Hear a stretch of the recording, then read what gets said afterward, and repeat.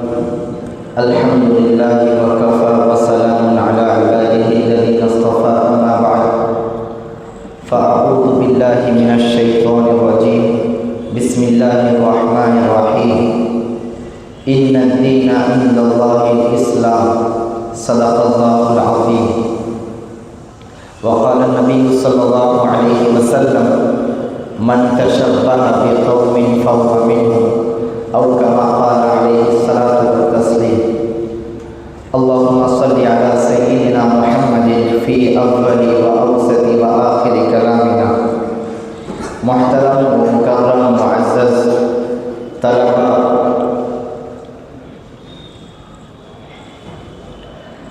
اللہ رب العزت کا بے انتہا کرم ہوا، فضل ہوا کہ اس رب کائنات نے ہم سب کو ایمان کی دولت سے مالا مال فرمایا ہے۔ دیکھیے، دنیا میں بہت سارے ادیان ہیں، بہت سارے مذاہب ہیں، لیکن اللہ رب العزت کے یہاں سب سے پسندیدہ مذہب، سب سے پسندیدہ دین، اللہ رب العزت کے یہاں اگر کوئی دین معتبر ہے، مانا جاتا ہے، تو وہ دین اسلام ہے۔ اللہ رب العزت قرآن مجید میں ارشاد فرما رہے ہیں ان الدین عند اللہ الاسلام، کہ اللہ رب العزت کے نزدیک صرف اور صرف اسلام معتبر ہے۔ اسلام کے علاوہ جو دوسرے ادیان ہیں وہ اللہ کے نزدیک معتبر نہیں ہیں، اور اللہ تعالیٰ کے یہاں صرف اور صرف اسلام ہی معتبر ہے۔ اب اللہ تعالیٰ کا بے انتہا ہم بندوں پر کرم اور فضل ہوا کہ وہ دین اسلام جو اللہ رب العزت کے یہاں پسندیدہ ہے، وہ اللہ رب العزت نے ہم کو بن مانگے دے دیا ہے۔ ہم ماں باپ، مسلمان ماں باپ کے پیٹ سے جنم لیے ہیں، جو دین اسلام ہے وہ بغیر محنتوں کے ہم کو مل گیا ہے، بغیر مشقتوں کے ہم کو مل گیا ہے، بغیر دعاؤں کے ہم کو مل گیا ہے۔ اب جو چیز بغیر محنت اور مشقت کے کسی آدمی کو مل جاتی ہے تو دیکھا یہ جاتا ہے کہ وہ آدمی اس چیز کی قدر نہیں کرتا، اس چیز کی قدر نہیں کرتا، اور کسی چیز کو محنت کے ساتھ اگر کماتا ہے، حاصل کرتا ہے، تب اس آدمی کے پاس اس چیز کی بہت زیادہ قدر و قیمت ہوتی ہے، بہت زیادہ اہمیت ہوتی ہے۔ دیکھیے، دین اسلام کے لیے تو جو قربانیاں دیے ہیں وہ انبیاء علیہم السلام دیے ہیں۔ سب سے زیادہ اس راستے میں، اللہ کے راستے میں کسی پر قربانیاں دینی پڑی ہے تو سب سے زیادہ انبیاء علیہم السلام قربانیاں دیے ہیں۔ کسی نبی کو آرے سے چیرا گیا، کسی نبی کو آگ میں ڈالا گیا، کسی نبی کو لوگوں نے اپنے وطنوں سے نکال دیا گیا۔ بہرحال سب سے زیادہ جو مصیبتیں اٹھائی ہیں وہ انبیاء علیہم السلام ہیں۔ اس کے بعد حضرات صحابہ کرام رضوان اللہ علیہم اجمعین نے اس دین کے لیے بہت بڑی قربانیاں اٹھائے ہیں۔ غزوات میں گئے، جنگوں میں شریک ہوئے، کفار سے مقابلہ کیا، اپنے بچوں کو یتیم کرا گئے، بیویوں کو بیوہ کرا گئے، اور عین جوانی میں شہید بھی ہو گئے۔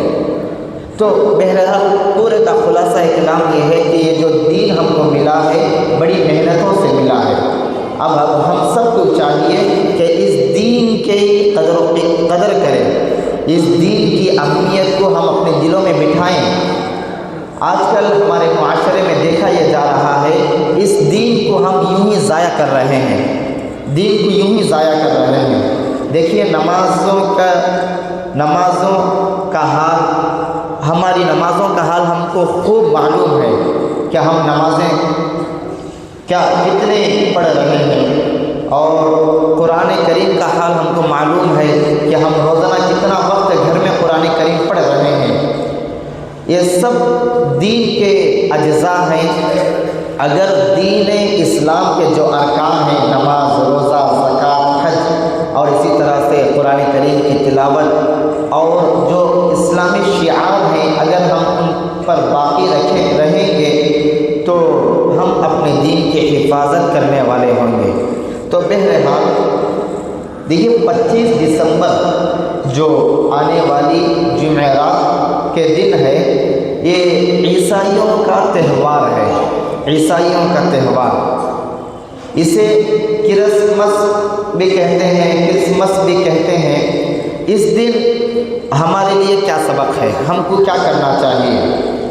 دیکھیے سب سے پہلے اس کا حکم معلوم کر لیجیے۔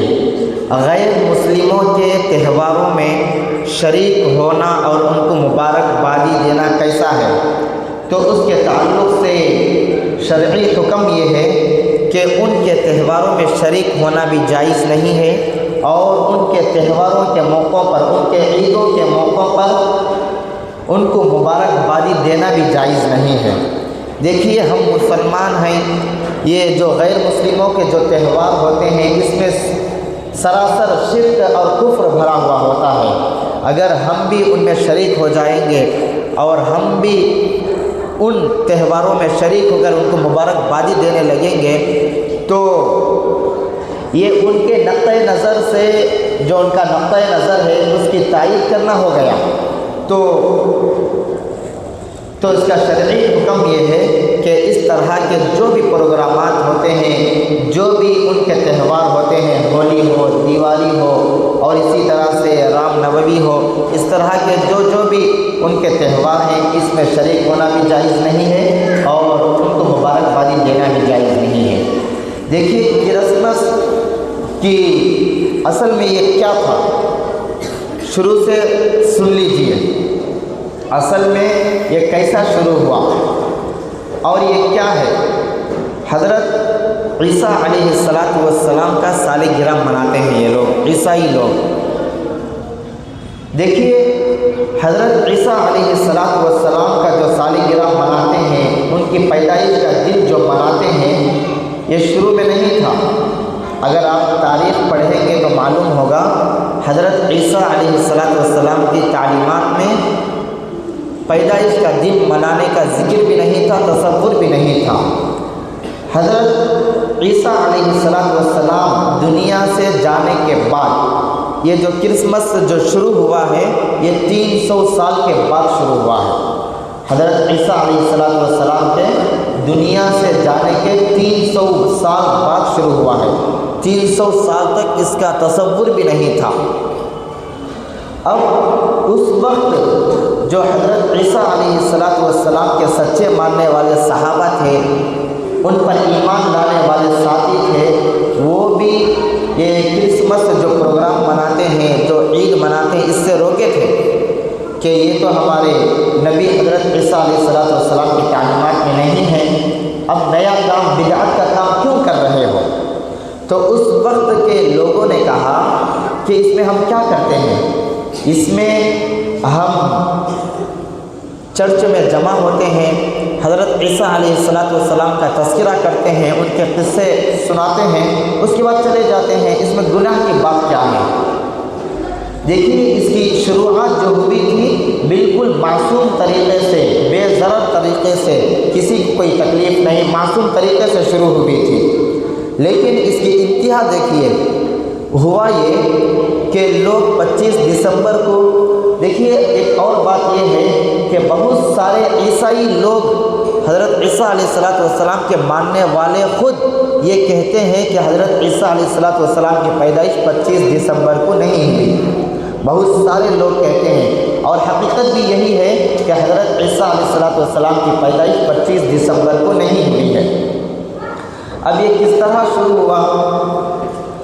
25 دسمبر کو چرچ میں ایک پادری آتے تھے، حضرت عیسیٰ علیہ السلام کے تذکرہ کرتے تھے، چند لوگ جمع ہوتے تھے، یعنی مان لیجیے 20 سے 25 سے 30 لوگ جمع ہوتے تھے، اور حضرت عیسیٰ علیہ السلام کا تذکرہ ہوتا تھا، پھر مجلس برخاست کر دی جاتی تھی، اٹھ جاتے تھے۔ اس کے بعد ان لوگوں نے سوچا کہ اس مجلس میں زیادہ لوگ جمع نہیں ہو رہے ہیں، 25 سے 30 سے 35 لوگ جمع ہو رہے ہیں، اس کو اور بھی دلکش بنانا چاہیے، اس میں لوگ اور بھی آنا چاہیے، اس میں اور بھی لوگ آئیں گے تو فائدہ ہوگا۔ تو اس طریقے سے اس مجلس میں موسیقی کو شامل کر دیا گیا، میوزک وغیرہ کو اس مجلس میں شامل کر دیا گیا۔ جب میوزک شروع ہوئی اس مجلس میں تو اس وقت اور بھی چند زیادہ سے زیادہ لوگ آنا شروع ہوئے موسیقی کو سننے کے لیے، اس کے بعد آنا شروع ہوئے۔ اس کے بعد لوگوں نے سوچا کہ اب بھی کام نہیں بن رہا ہے، اس میں ناچ گانا ہونا چاہیے، اور بھی زیادہ لوگ آنا ہے تو اس کے لیے ناچ گانا رکھا جائے۔ تو پھر دھیرے دھیرے ناچ گانا بھی اس میں شامل کر دیا گیا۔ اس کے بعد اور بھی زیادہ لوگ آنے لگے۔ اس کے بعد لوگوں نے کہا کہ اور بھی زیادہ لوگ آنا چاہیے، تو اس کے بعد شراب کو اس میں شامل کر دیا گیا۔ جب شراب کو اس مجلسوں میں ان تہواروں میں شامل کر دیا گیا تو اور بھی جمع غفیر زیادہ سے زیادہ کثیر تعداد میں لوگ آنے لگے۔ جب اس کے بعد یہ ساری چیزیں خرافات، یہ سارے گناہوں کی چیزیں اس مجلس میں چرچ میں شامل کر دیا گیا۔ اب جو ہے حضرت عیسیٰ علیہ السلام کے تذکرہ نہیں ہو رہا ہے۔ اب 25 دسمبر کے دن کیا ہو رہا ہے؟ چرچوں میں شراب نوشی ہو رہی ہے، زناکاری ہو رہی ہے، اور عیاریاں فحاشیاں ہو رہی ہے، اور وہاں پر جوا کھیلا جا رہا ہے۔ اب بھی آپ امریکہ میں جو یورپ کے ممالک ہیں ان میں اگر دیکھ لیں تو کتابوں میں لکھا ہوا ہے کہ پورے سال میں شراب اتنی نہیں پی جاتی جتنا صرف اور صرف 25 دسمبر کی رات میں شراب پی جاتی ہے، اور پورے سال میں اتنے حادثات نہیں ہوتے جتنے حادثات 25 دسمبر کے دن ہوتے ہیں، اور پورے سال میں عورتوں کی عزت اتنی نہیں لوٹی جاتی جتنی صرف اور صرف 25 دسمبر کی رات میں لوٹی جاتی ہے۔ دیکھیے یہ شروع کیسا ہوا تھا، ایک معصوم طریقے سے، بے ضرر طریقے سے یہ تہوار شروع ہوا تھا۔ اب یہاں تک اس کا انجام ہو گیا کہ دنیا بھر کی خرافات اس میں شامل کر دی گئی۔ اب جس مقصد کے لیے شروع ہوا تھا حضرت عیسیٰ علیہ السلام کی تعلیمات، ان کے تذکرے، ان کے واقعات، اب وہ نہیں رہے۔ تو عزیز طلبہ، میرا کہنے کا مقصد یہ ہے کہ آپ طلبہ اسکول میں پڑھنے والے ہیں، آج کل اسکولوں میں بھی پڑھائی کچھ نہیں ہو رہی ہے، وہاں پر بھی معصوم بچے جو مسلمان بچے ہیں ان کے ذہنوں میں کفریہ اور شرکیہ عقائد اور ہندوازم بٹھانے کی بہت کوششیں کر رہے ہیں۔ تو میری درخواست یہ ہے کہ مکتب سے بالکل جڑے رہیں۔ دیکھیے میں گارنٹی کے ساتھ بول سکتا ہوں کہ اس وقت جو موجودہ صورتحال ہے، جو ہمارا معاشرہ ہے، اس وقت ایمان کو بچانے کے ایک مؤثر ذریعہ مکتب ہے۔ اگر آپ مکتب سے دور ہو جائیں گے تو آپ کو خود معلوم نہیں ہوگا کہ آپ کے دل سے ایمان نکل گیا، آپ کے دل سے ایمان نکل گیا، اور آپ کو محسوس بھی نہیں ہوگا، محسوس بھی نہیں ہوگا۔ اس لیے مکتب کو پابندی سے روزانہ آنے کی فکر کریں، اور جو اسباق وغیرہ ہیں ان کو بھی اہتمام سے سنانے کی فکر کریں۔ اس کے بعد عقیدہ توحید ہے، اللہ رب العزت کے تعلق سے عقائد ہیں، رسول اللہ کے تعلق سے عقائد ہیں، یہ سارے عقیدوں کو پڑھنا چاہیے، سیکھنا چاہیے۔ اگر ان عقائد پر اگر ہم ابھی ان عقائد کو نہیں سیکھیں گے تو پھر ہمارے لیے بہت بڑی مشکلیں کھڑی ہونے لگیں گی۔ تو میری آپ تمام مکتب کے طلباء سے درخواست ہے کہ مکتب کی اہمیت کو اپنے دلوں میں بٹھائیں، معمولی بہانے سے مکتب اڑانا ماریں، ہر دن مکتب کو آیا کریں، اور ہر بچہ مکتب کو نہیں آتا، اللہ رب العزت جسے توفیق دیتے ہیں وہی بچہ مکتب کو آتا ہے، قرآن پڑھتا ہے۔ دیکھیے محلے میں اور بھی کتنے طلباء ایسے ہیں جو مکتب سے دور ہیں، جو گلی کوچوں میں چبوتروں کی زینت بنے ہوئے ہیں، چبوتروں کو بات کر رہے ہیں، موبائلوں کا زمانہ ہے اور یہ موبائل تو ہمارے ایمان کی واٹ لگاتی ہے۔ اس میں آدمی نہ چاہے تب بھی ہمارا ایمان نکلتا جائے گا۔ تو اللہ تعالیٰ سے دعا ہے کہ اللہ تعالیٰ ہم سب کو اسلام پر عمل پیرا ہونے کی توفیق